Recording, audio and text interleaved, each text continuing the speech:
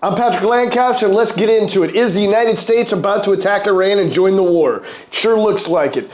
A high-level U.S. official has been quoted in saying that attacks on Iran's nuclear infrastructure by the United States is on the table.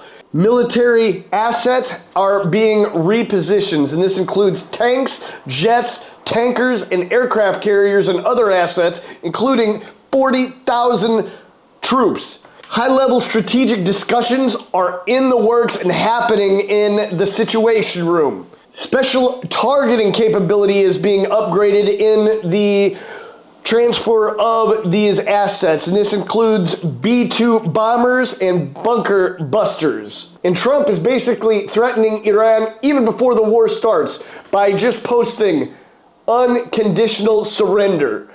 So basically demanding an unconditional surrender.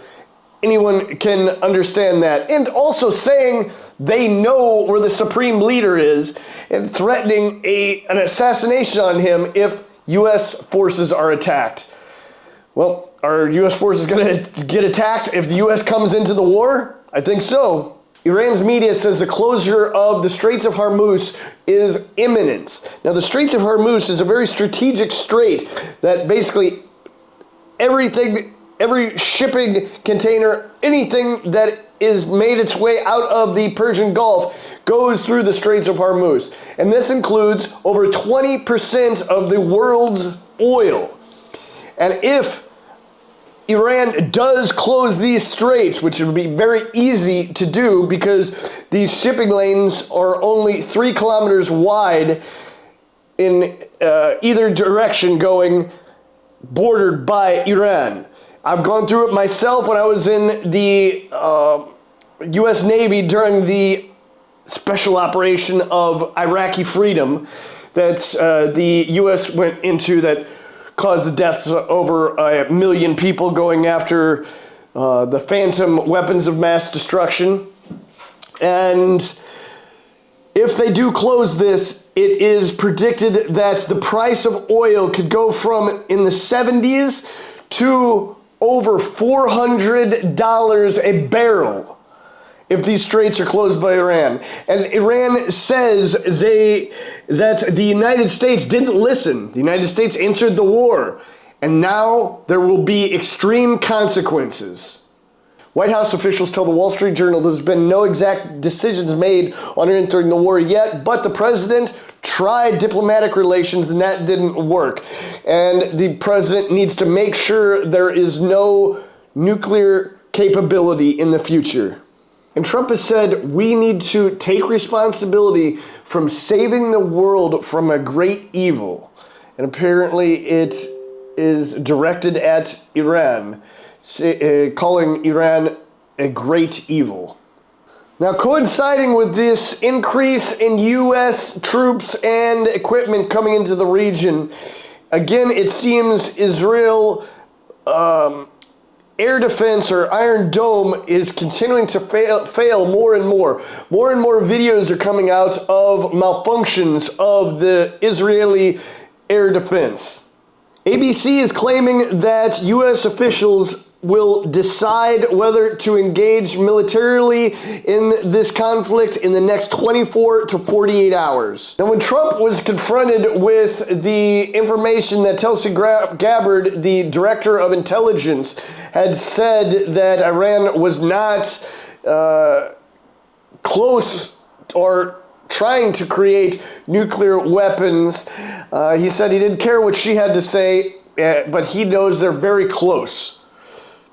I don't know, if you can't trust the director of national intelligence, who can you trust if you're the president? Mr. President, you've always said that you don't believe Iran should be able to have a nuclear weapon, but how close do you personally think that they were to getting one? Because Tulsi Gabbard testified in March that the intelligence community said Iran wasn't building a nuclear weapon. I don't care what she said. I think they were very close to having it. There's a lot of interesting information coming out of Iranian media.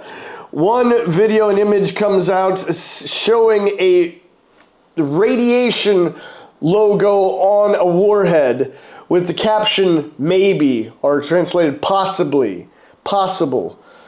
They're saying they might have a nuclear warhead already developed. Possibly, apparently. It appears Iran has shot down a monstrous unmanned aircraft of Israel, the Hermes 900. And also the supreme leader made a comment on Twitter saying the battle has started. Does he mean with the United States? And also we have to address the fact that there has been a huge tragedy in Gaza. Another one. They don't get short on these tragedies there. But it appears and pretty much has been confirmed by many sources that there was a group of people near a humanitarian aid truck receiving humanitarian aid or just received humanitarian aid, and Israeli Defense Forces tanks fired on this group of people. The reports of the deaths range between 51 and 59, and the injured over 200. This has been confirmed by many sources, and even the Israeli Defense Forces have said, yes, there was firing that took place there, and it's being investigated, and that they think the firing took place because of a perceived threat, but they admit that there was people receiving humanitarian aid or near a humanitarian aid vehicle. Israel's military fired tank shells at crowds of desperate people waiting for aid trucks on Tuesday, killing dozens. That's according to medics in Gaza's health ministry, as many of the at least 200 wounded streamed into Nasser Hospital. At least 2 tank shells were fired at the crowds waiting along a main road in Khan Yunis, witnesses said. It was the latest of nearly daily mass deaths of Palestinians seeking aid over the past few weeks. We went to wait like other people to get food for our children, says Mo'ayed Qaddas. We haven't seen food or drink for 6 months. This man gave his name only as Allah. All of a sudden, they made us move forward and made everyone gather. And then shells started falling, tank shells, F-16 shells, and from quadcopters. The martyrs are still there. There was no immediate comment from the Israeli military. Local health officials said at least 23 people were killed by Israeli gunfire on Monday as they approached a distribution site in Rafah run by the US and Israel-backed Gaza Humanitarian Foundation. Many of those killed have been near such distribution sites, which are guarded by Israeli troops and rejected by the United Nations as militarized. This on Tuesday was Thanos Gargavanis, a World Health Organization trauma surgeon and emergency officer. We have all to be aware that the recent food distribution initiatives by non-UN actors every time result in mass casualty incidents. The United Nations know what has to be done in Gaza. We know how to deliver care. We know how to support partners. We know how to do our job. But to make the very best of our presence here, we have to be allowed and facilitated. In previous incidents, Israel has occasionally acknowledged troops opening fire near aid sites and blamed militants for provoking the violence. The GHF stated in a media release late on Monday that it had distributed more than 3 million meals at its 4 distribution sites without incident. US ally Israel's military assault on Gaza has killed nearly 55,000 Palestinians, according to the health ministry, while internally displacing nearly the entire population and causing a hunger crisis. It has also triggered accusations of genocide at the International Court of Justice and of war crimes at the International Criminal Court. Israel denies the accusations. The war was triggered in October 2023 when Palestinian Hamas militants attacked Israel, killing 1,200 people and taking about 250 hostages, according to Israeli tallies. And Israel has definitely not pulled back on their attacks on Iranian nuclear facilities. In the night, they scrambled over 50 jets attacking the enrichment centrifuges. And Tucker Carlson had an interview with Ted Cruz, a senator that is for the U.S. joining the war against Iran. But Tucker Cruz kind of roasted him pretty well, you could say. Pointed out the fact that he didn't know the population of Iran, the ethnic makeup, and wasn't clear on whether they wanted to assassinate Trump or not. And also Ted Cruz came out confirming basically that the U.S. was bombing, or at least involved in the bombing of Iran. How many people live in Iran, by the way? I don't know the population. At all? No, I don't know the population. You don't know the population of the country you seek to topple? How many people live in Iran? 92 million. Okay. Yeah, How could you not know that? I don't sit around memorizing population tables. Well, it's kind of relevant because you're calling for the overthrow of the government. Why is it relevant whether it's, because, it's 90 million or 80 million or 100 million? Why is that relevant? Because if you don't know anything about the country... I didn't say I don't know anything about Okay, what's the ethnic mix of Iran? They are Persians and what predominantly Shia. Okay, this is cute. It's not okay. even... You don't know anything about Iran. So okay, actually, I am not the Tucker Carlson expert on Iran. You're a senator who's calling for the overthrow of the government. You're the one who don't know anything about the country. No, you don't know anything about the country. You're the one who claims they're not trying to murder Donald Trump.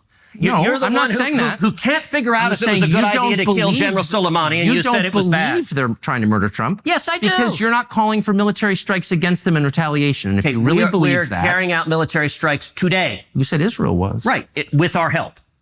I said we. Israel is leading them, but we're supporting them. Well, you're breaking news here, because the U.S. government last night denied, the National Security Council spokesman Alex Pfeiffer denied on behalf of Trump that we were acting on Israel's behalf in any offensive capacity. No, we're not bombing them. Israel's bombing them. You just said we were. We are supporting this is Israel. High stakes. You're a senator. If you're saying the United States government is at war with Iran right now, people are listening. Okay. And here we can see the Iranian missile base in Tabriz, which is basically just totally destroyed. And on top of Israel attacking the missile bases and other military bases and nuclear facilities, they're now attacking universities. The University Imam Hassim in northeastern Iran was attacked, and apparently it has a nuclear physics department, and possibly that's why it was attacked, but it's a university. Right now, I want you to go down in the comments and comment if you think the U.S. is going to join the war against Iran, and what does that mean, and what were the reasons behind it. And tell me what else you want to see, what other stories you want me to cover. Do you want me to go to Iran? Do you want me to go to Israel? Do you want me to go back to the front line in the Russia-Ukraine war? What do you want to see? What should I do to serve you as the viewers better? Because I want to report to you, my viewers. So please like, share, and subscribe. And right now, go down the pinned comments or the link on the screen and click on the donation link and support my work. That's how I'm funded, so I can continue to bring you more important reports. Of course, it's a different format I'm doing it in now, but I'm going to be going back to the front line soon enough. And also, let me know what you think about this format. Do you like it? Is this a good way to go, or what? And let me know what I'm doing wrong. If I, maybe made a mistake in my reports, tell me. And let's show the world together what's happening.